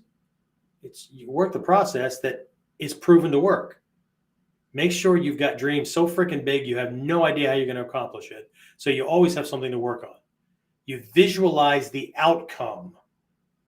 You don't focus on your current conditions. You will get what you focus on. So stop focusing on, well, we can't do that because I don't know how I'm getting the time off work. I don't know where the money's coming from. Look, dude, money doesn't grow on trees. No shit. Okay? Who's got the money you need? If the job that you have doesn't produce it, then either have some side gigs going on, sell off some shit you haven't looked at or used in years. And when you run out of that stuff, go to your freaking family members and Tell them you're going to get rid of all their stuff that they want to get rid of. They'll be thankful because they don't have to do all the freaking work. And then you're going to go and sell it. Okay? Look at all the freaking yard sale things just in our local area on Facebook. Holy shit, you can be posting stuff left and right, making money out the wazoo. Okay? Yeah, I know it's uncomfortable, right? But you could do it while you're watching the 5700th rerun of the same freaking TV show you've been watching, but you could be doing this at the same time. Okay? Who's got the money you need to? Because money doesn't belong to anybody. Money works like lakes and rivers. Lakes is it's being saved for what? Well, a rainy day. Really? Okay. Everybody's resentful of the wealthy. You know what the wealthy know how to do? Okay. They're not scamming anybody else for money. They know how to have their every dollar make babies. Everybody else thinks that it's just this finite thing. I either have it or I don't. I go to work. Boss gives me a paycheck every once in a while. I go cash it, right? Where'd the paycheck come from? He doesn't have a printing press in the freaking basement. He gave you other people's money. What other people? The people that bought the stuff that your company makes. Where'd that money come from? Same process. He got it. The guy that bought the can of beans, bought it with a paycheck that he got from who? An employer who doesn't have a freaking printing press in the basement. He got it from somebody, right? Whose company sells something of value to somebody else who it's just, so who has it? Who has money, right? Or who has money to give you for value? Your time, helping them with something, or they want to buy this stuff that you have. If people could start seeing themselves as being in business and not just being slaves or employees to some other business and get out of the mindset of I'm a minion and he's a fat cat who's got stuff, and we could see ourselves as all independent entrepreneurs. We either have knowledge of value, we have things we don't need or want and we need to get rid of and we can make some money off of it or whatever, right? Or we could redo our resume or our CV, right? Which is a curriculum vitae for those of you who know how that stuff works, right? We could just redo it and be always putting feelers out to step up, step up, step up. Instead, we get a job and then we relax. Oh, okay. I don't have to worry about a job now. Oh, shit. Well, I guess I can't do those things over there because now I can only afford this. Okay, well, that's not going to take long till it breeds resentment. Understand the process. Understand that most of what we believe came from other people who did what we aspire to doing. But do they do what you want to be doing? If they don't, that includes friends, mentors, parents, and all that. I'm not knocking them, but if they have not accomplished or done to the degree that you want to be doing things, you can't listen to anything they say. They may care for your well-being because they want to see you fall flat on your face. But how can you believe anything from anybody who hasn't accomplished what you currently want to accomplish? I would never go, no offense to my friends like Mike and some of my other guys that are like priests and whatnot, right? Okay. I would not go to them for marriage advice because they've never been married. Well, they may have great advice for me to be a good person, and they may have these suggestions and whatnot for, because it's general for relationships, whether they're friendships or whatever, right? If I'm being an ass, don't be an ass, right? That'll make the relationship better, right? But if I want marital advice, I need to go to somebody who's got a rock solid superstar freaking marriage and that they're just like, man, wow, that's awesome. Okay? Same thing with money, same thing with job, same thing with everything, right? I mean, a lot of you guys come to us who are martial arts instructors because we've got a bunch of numbers past our belts and all that kind of stuff, right? Some of you guys come to me, not only because I have that, but because in the cop world, security world, and all that kind of stuff, I've used this stuff against bad people. and I'm still here. Okay. Why are you not calling up your Uncle Fred who got into a fight once, and then you're going to pay him to learn self-defense? Because Bob got the shit kicked out of him, or that was only one fight. Or see, why are you not? Why are we not ascribing the same criteria to every other part of our lives where we want to be better? Or did we just believe those other mentors that you can't have your cake and eat it too? You're living a good life. Oh, here's a good one. We love you just the way you are. Or here's an even better one, right? You should be happy with what you have because there's people in freaking Africa that are starving. Great. You know what? I'm trying to get to a level where the value I have to offer, including money and all that, will allow me to not harm myself and my family by dropping a bunch of money on those people or building a school or whatever so that their life is better.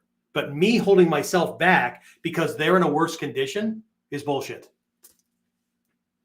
That's just, I don't know. I don't even know what the hell to call that anymore. So anyway, as we continue to move on, and as I've said in the past, if you've ever been to an amusement park, you've heard this. If you're going to continue to hang out with me and do these things especially if you're in student mode, okay? I'll tell you the same thing that you're told every time you sit your butt in a seat at an amusement park. Please hold on to the bar. The ride's about to begin. So let's do this, okay? And if I'm not your cup of tea, that's okay. There's plenty of other people out there that are willing to get you rank, or they're willing to, water everything down so that you're comfortable and all that. My job is not to make you comfortable. My job is also not to learn this stuff for you. My job is also not to make sure you learn it. How about that? My job is to faithfully pass on the lessons that have been passed on to me and to the best of my ability, teach you how you better be training and the things you need to pay attention to get to the level or to get to the kind of abilities that you tell me you want to have. And if it's self-defense, then to point out things that go on inside that bubble that regardless of belt rank, you better be preparing for, because if you don't, you're going to be really surprised. You're going to be phenomenal in the dojo.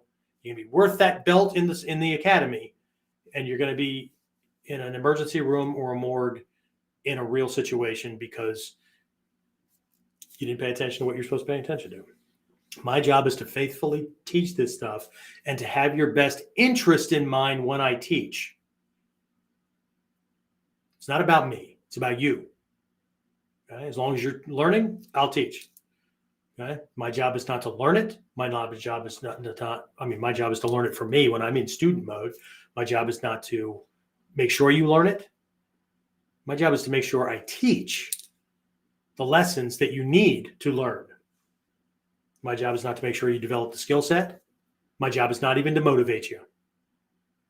As you've noticed, I'm a pretty sucky motivator, because I'm more likely to remind you of the shit you're going to find yourself in if you don't get it than how great things are going to be.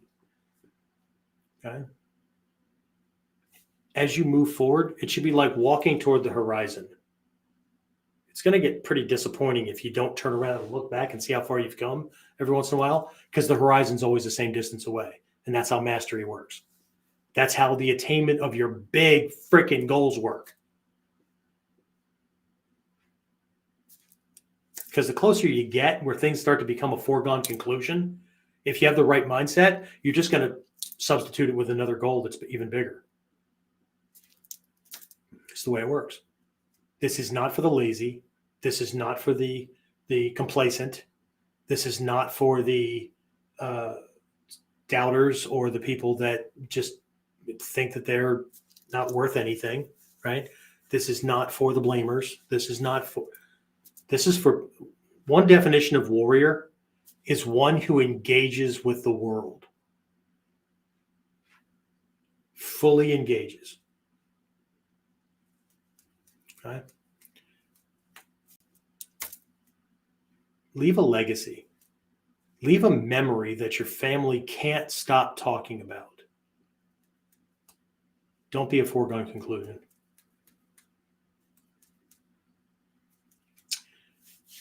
Anyway, All right. There's Shane. Shane, bring it, sir. Shane slipping into church mode. All right. So before we get there, I'm going to stop. Anyway, any last minute questions, comments, complaints? Wait, I got broad shoulders. Okay. It was kind of relaxing. Anyway, anything else? No? All right. Look, if you're listening in on Apple Tunes, Stitcher, whatever else we're on, right? I'm holding on to the bar. Fantastic. Shane's working on some stuff in the personal development realm that, Shane, I know you keep telling me when you're going to get it to me, but tick, tick, tick, brother. Okay. I'm on the verge of going, you know what? You're not working on it, so me either. That's not for Shane either, or just Shane. That's for everybody. Okay. Yeah, if you're on the other podcast, the other kind of things, right? Share the stuff, get the views up, share with other people, help us really move things on. As you can tell, if you're new to this, if you're new encountering me, all that kind of stuff, right? This is not just about martial arts. Okay. The promise I make to people is that I'm passing on lessons that allow you to create the life you've always dreamed of living, and to give you the skills that will protect that life from anything that might harm it. That's what this art brings. Okay. This is not just punching, kicking, blocking, whatever. This is not a substitute. This is not a martial arts choice among other martial arts choices. If that's the way you want to engage with it, I'm not here to stop you. Okay. I'm just telling you, you're leaving a whole bunch of power on the table. Okay. So let's make the best of this, shall we? Okay. All right. That's it. I'm going to go ahead and wrap this up. I will talk to everybody again next time. If there's a topic that you would like for me to cover, if there's techniques, skills, whatever that you want me to do, I know the last bunch of episodes, this has all been about Seishin Teki, personal clarity, personal development, that kind of stuff, right? But if there's other things that you want me to cover, if there's something I've mentioned in the past or taught on, if there's some kind of thing that's going on in the world, right? How would we approach that from a ninja warrior kind of perspective? I'm all about those kind of things. You can always send an email in. The default email address is warriorc@warrior-concepts-online.com. If you send it there in the subject thing, put KUDEN topic, KUDEN, right? KUDEN topic or something like that, right? I'll get it on the slate, right? I'm all about helping folks out. I'm not I'm not a dancing monkey, right? So I'm not here to play whatever music or to whatever. Okay, so anyway, so we can do that kind of thing, right? I think that's it, right? So that's the default. You can send it to me. If you're in at the dojo, who knows? Some interaction we may have may end up being a topic, right? If you submit something, question or whatever, and you don't want to be mentioned, please make sure that's known. Otherwise, I will say, hey, so-and-so from Timbuktu sending this really great question, and here's how we're diving in. Just know that this is kind of this whole KUDEN kind of thing is kind of a sampling as to what my inner circle guys, my platinum elite students that are long distance students, and my Shinobi Kai students at the dojo get on a regular basis. My distance guys and all that, they get these weekly coaching calls, and we go into everything from history to personal development to strategies and tactics to skills and techniques to weapons to whatever, right? So if they submit things, then we do this stuff. But I take this, it's not a general blast like this. It's very specific on moving them to the next level, to the next level, to the next level, that kind of thing, right? So if you want to explore that, if you'd like some help in just going to the next level, even if you don't become a student, right? I've got some time in my schedule this week and next as we're leading into the holidays and stuff for some calls, right? So as long as you're not a tire kicker and you're just looking for, talking about bullshit or whatever, right?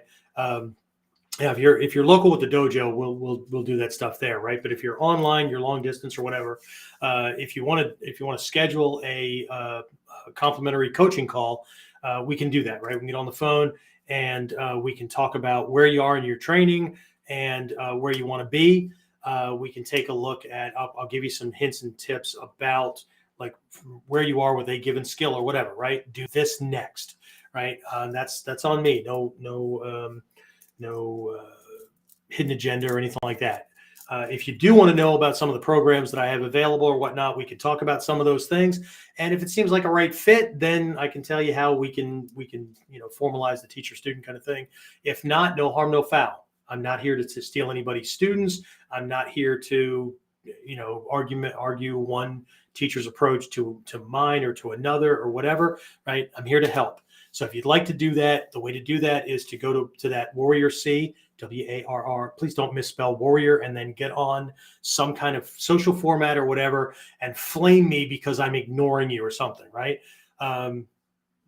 Double check your spelling and all that. Warrior, WARRIOR, the letter C at warrior dash, that's the minus sign or the hyphen, whatever you want to call it. I call it a dash because I say hyphen and then people are like, what's a hyphen?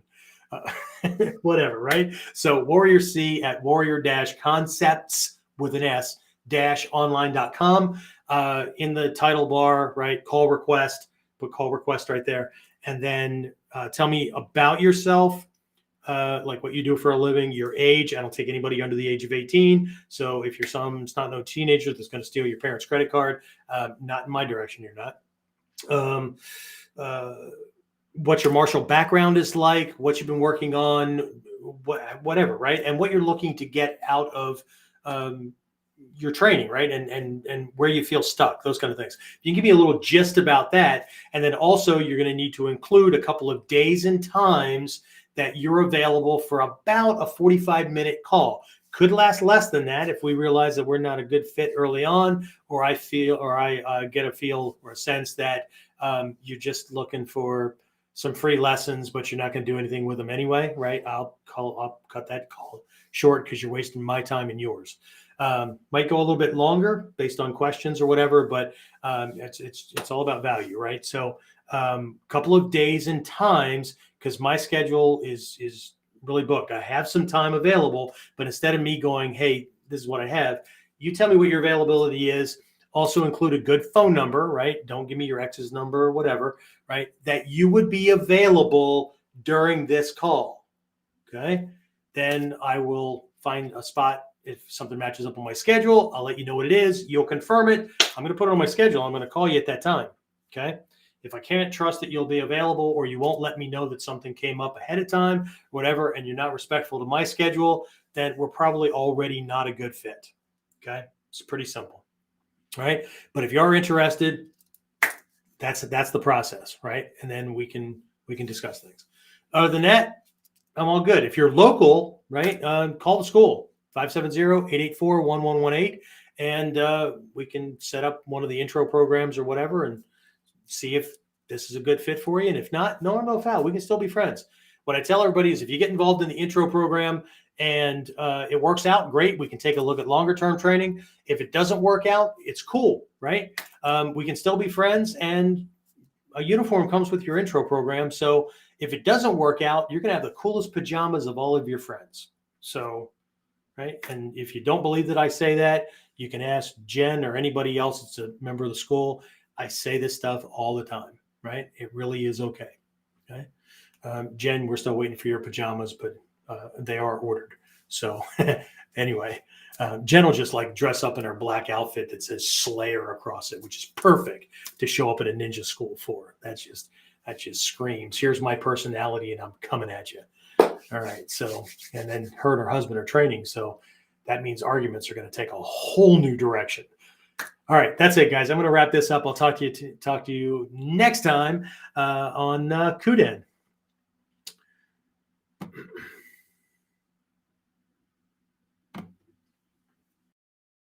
Get more of KUDEN Radio, subscribe through your favorite podcasting site, or subscribe at modernninjawarrior.com.